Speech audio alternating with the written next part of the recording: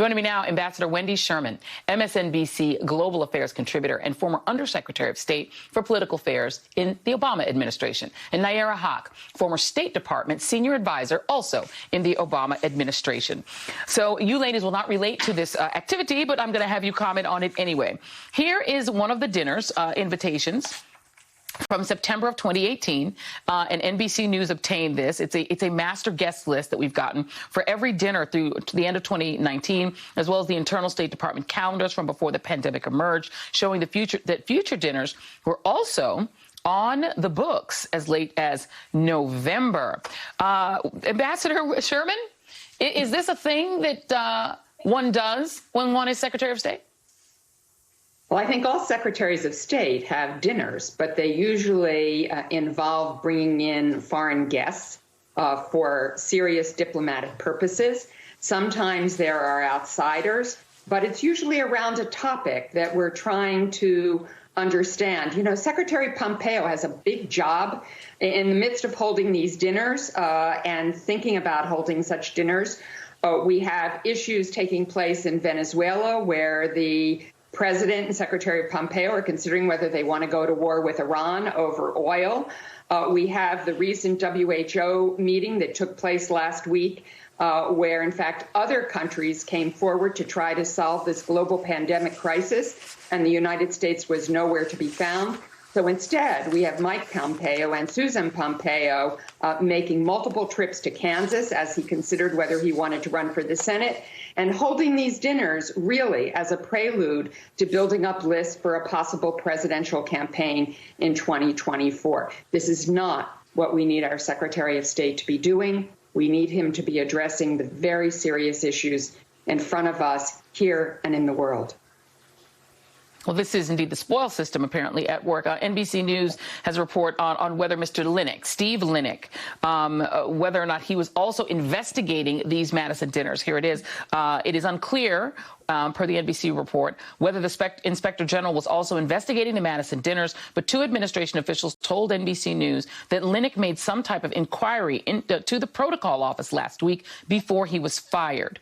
One of the officials said Pompeo's office was then notified. And this is the State Department's statement to NBC News. I should read that. State Department spokeswoman Morgan Ortagus said the dinners are a world-class opportunity to discuss the mission of the State Department and the complex foreign policy matters facing our exceptional nation. The Secretary looks forward to continuing these Madison dinners. They're an important component of the execution of his duties as Secretary of State. That is their statement. Your thoughts, Nayyera?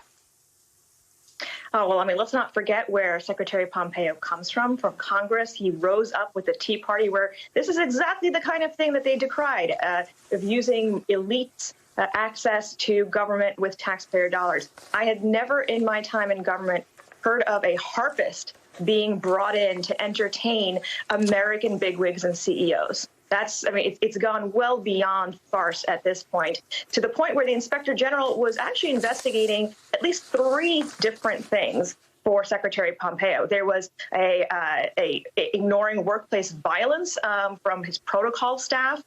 There's his own personal errands being run on taxpayer dime, and also by Congress directive itself, an investigation into whether or not the Saudi arms sales were completely out of order and out of line with U.S. foreign policy. So he's already underwater prior to hosting these dinners that, frankly, have nothing to do with economic diplomacy, which would be bringing CEOs overseas to try to help and boost and open markets for American companies, or even public diplomacy, which would be inviting ambassadors, right, to build those networks and connections. This is entirely self-serving. And as you said, it's just an extension of the grift that we see coming from the White House. It goes straight through the State Department as well.